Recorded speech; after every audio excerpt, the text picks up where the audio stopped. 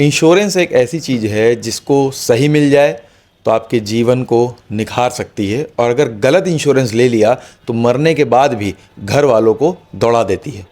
हमारे साथ बात करने के लिए अतुल सहाय जी हैं जो बीमा लोकपाल हैं। सर बहुत बहुत स्वागत है संवाद लाइव पर। धन्यवाद धन्यवाद जितेश जी। सर ये बताइए कि अगर पिछले 1 साल की हम बात करें तो किस तरीके की शिकायतें ज़्यादा बढ़ गई हैं इंश्योरेंस सेक्टर में? इंश्योरेंस सेक्टर में जो शिकायतें आजकल जो बढ़ती नज़र आ रही है, एक तो हेल्थ क्लेम रिलेटेड से शिकायतें, और दूसरी एक शिकायत जो है मिस सेलिंग की बहुत है, जो कि स्पेसिफिक है जीवन बीमा से। जीवन बीमा क्योंकि जो उनको ये अक्सर होता कि हम ये पॉलिसी नहीं चाह रहे थे, हमको बेच दी गई। तो इस तरीके की शिकायतें होती हैं क्लेम संबंधी, हेल्थ क्लेम संबंधी और भी क्लेम, फायर के क्लेम, मोटर के क्लेम, हर तरीके की शिकायत आती हैं। लेकिन जो सबसे ज़्यादा परसेंटेज है, प्रतिशत है, वो लाइफ का और हेल्थ की शिकायतों का है। सर अक्सर देखा गया है कि जो टर्म इंश्योरेंस की आपने बात की या हेल्थ इंश्योरेंस की, कई बार पॉलिसी लेने के बाद जब वो हॉस्पिटलाइजेशन पे जाता है पेशेंट, वहाँ पर पता चलता है कि काफ़ी उसका डिडक्शन हो जाता है। तो क्या इंश्योरेंस कंपनी तो सिर्फ, अगर लेमैन की भाषा में बात करें तो उसको सिर्फ साइन करना होता है, बट वहाँ पे जो पॉइंट्स हैं ये कौन क्लियर करेगा? इसके लिए आप लोग किस तरीके के कदम उठाते हैं? ये काम तो कंपनी को है, और ये सबसे बड़ा काम जो है उपभोक्ता का है। क्योंकि अभी मैं जब बात कर रहा था तो मैं ये कह रहा था, दो चीज़ें बड़ी ज़रूरी हैं कि ज़्यादातर हम में से ज़्यादातर लोग ट्रस्ट के आधार पर काम करते हैं कि हम इस आदमी को तो इतनी अच्छी तरीके से जानते हैं, तो इसलिए जो कह रहा है सही कह रहा है। लेकिन आपको दो चीज़ें हमेशा करनी चाहिए जब भी आप इंश्योरेंस करवाएं। इंश्योरेंस का जो प्रपोजल फॉर्म है उसको खुद भरें। ज़्यादातर जो शिकायतें आती हैं उसमें वो कहते हैं हमको तो कुछ नहीं मालूम था, हमने तो सिर्फ दस्तखत किए, भरा तो जो था बीच में जो आदमी आया था उसी ने भरा था। तो ये क्योंकि हमारा एक लीगल फोरम है, इस लीगल फोरम में हम कोर्ट के नज़रिए से ये देखते हैं कि आप उपभोक्ता में और कंपनी में जो कॉन्ट्रैक्ट हुआ है, करारनामा हुआ है, उनकी शर्तों का कोई उल्लंघन हुआ है कि नहीं। तो जब वो उसको स्वयं ही नहीं देखते, और दूसरे सबसे बड़ी बात यह है कि जब उनके पास पॉलिसी आती है, ज़्यादातर उपभोक्ता कोई पॉलिसी पढ़ता नहीं, तो इस वजह से ये शिकायतें होती हैं। तो मेरे ख्याल से आपके माध्यम से मैं जितनी जनता, जितने लोग इंश्योरेंस करवाते हैं, उनसे निवेदन करवाना चाहूँगा कि इंश्योरेंस का प्रपोजल फॉर्म स्वयं भरें, और ख़ास करके जब पॉलिसी बॉन्ड आता है उसको भी पढ़ें। अगर ये पढ़ लिया जाएगा तो जो रेगुलेटर है IRDAI, उन्होंने पहले ही एक समय दे रखा है जिसको फ्री लुक कहा जाता है, कि यदि आपने कोई पॉलिसी ली है और आप तुरंत ही 15 दिन के अंदर कंपनी के पास पहुँच गए कि नहीं साहब हमको ये नहीं चाहिए थी, तो वो आपको वो बाध्य है कि उसको कैंसिल करना पड़ेगा। अभी रेगुलेटर ने एक और पॉजिटिव कदम लेते हुए इस 15 दिन के समय को 30 दिन कर दिया। तो यही अवस्था, अगर उपभोक्ता अपनी पॉलिसी को पढ़ लेगा तो आधी से ज़्यादा समस्या तो वहाँ सॉल्व हो जाएगी। ये तो रही जनरल पॉलिसी की बात। अब आपने कहा हॉस्पिटलाइजेशन की जिक्र किया, हॉस्पिटलाइजेशन में भी अवेयरनेस की बात है। जब आप इंश्योरेंस करवाएं तो आपका जो इंश्योरेंस करने वाला है उससे पूछिए कि हमको क्या क्या मिलेगा। जैसे एक उदाहरण के तौर पे मैं कह सकता हूं कि जितने रुपए का आप इंश्योरेंस करवाते हैं, अमूमन कंपनियां उसका 1% देती हैं हॉस्पिटल में रूम के चार्जेस के तौर पे। अगर 1 लाख का रुपए का इंश्योरेंस लिया तो वो 1,000 रुपये प्रतिदिन के रूम को परमिट करेंगी। 10 लाख का दिया है तो 10,000 तक के रूम का परमिट करेंगी। तो अगर 1,000 के रूम की जगह वो 1,500 के रूम में एडमिट हो गया और खर्चे उसी हिसाब से बढ़ेंगे तो वो कंपनियां काट लेती। तो यही बातें अगर कंज्यूमर अवेयर होगा तो पहले से ही समझ जाएगा, अपने लिए समुचित बीमा लेगा।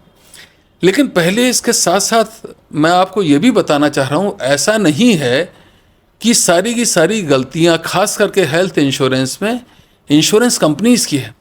आजकल हेल्थ से रिलेटेड फ्रॉड्स भी बहुत ज़्यादा बढ़ते जा रहे हैं। आज कुछ इस प्रकार के हॉस्पिटल्स भी ऐसे हो गए हैं जो इस प्रकार के कामों को बढ़ावा देते हैं। यही कारण है कि बहुत सी कंपनियां अपनी वेबसाइट पे उन्होंने बहुत से हॉस्पिटल को ब्लैकलिस्ट भी किया कि इन हॉस्पिटल के द्वारा किया हुआ ट्रीटमेंट हमारे लिए मान्य नहीं है, हम उनका कोई क्लेम नहीं देंगे जब तक कि कोई वो क्लेम एक्सीडेंट रिलेटेड ना हो या इमरजेंसी रिलेटेड ना हो।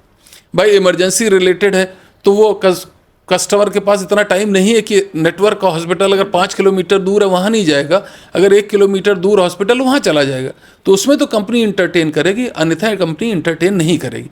इसलिए अवेयरनेस ही एक माध्यम है, और जिसका काम हम लोग भी करते हैं, हम लोग बताते हैं, और आप लोग भी कर रहे हैं। सर, लगातार नई नई वेबसाइट्स अब आ गई हैं जो थर्ड पार्टी बन के वो इंश्योरेंस प्रोवाइड कराती है या उसको सजेस्ट करती है कस्टमरों को। उसके लिए आप क्या सजेस्ट करना चाहेंगे कि सीधे कंपनी से उपभोक्ता को संपर्क करना चाहिए कि इनके थ्रू भी जाने पे कई बार नुकसान भी होता है? नहीं, ऐसा संभव नहीं। सिर्फ देखिए, जैसे जैसे इंश्योरिंग पब्लिक बढ़ेगी, आपका एग्जिस्टिंग इंफ्रास्ट्रक्चर सफिशिएंट नहीं होगा। आपको अपने दायरे में और कर्मी लेने पड़ेंगे, जिनको आमतौर पे हम आजकल एग्रीगेटर्स कहते हैं। पॉलिसी बाज़ार, बैंक बाज़ार, तमाम इस तरीके के हैं जहाँ पर होता है। और ऐसा नहीं कि उनका काम खराब है, इंश्योरेंस कंपनी का भी काम अच्छा है, और ऐसे तमाम एग्रीगेटर्स हैं, वो भी अवेयरनेस ही बढ़ा रहे हैं, क्योंकि उनकी वजह से इंश्योरेंस की अवेयरनेस बढ़ रही है।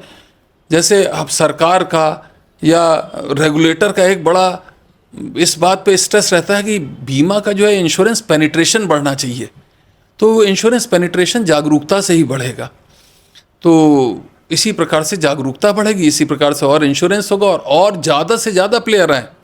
अभी आप कह रहे हैं कि पहले ये कहा गया कि पहले एक ज़माने में FDI बिल्कुल नहीं था कंपनी में, फिर 24% किया गया, फिर 49% किया गया, फिर 74% किया गया, अब 100% की बातें हो रही। वो इसी वजह से हो रही हैं कि जितना ज़्यादा लोग होंगे, जितने ज़्यादा लोगों को इंटरटेन करना पड़ेगा, उतने ही आपको स्ट्रक्चर्स क्रिएट करने पड़ेंगे।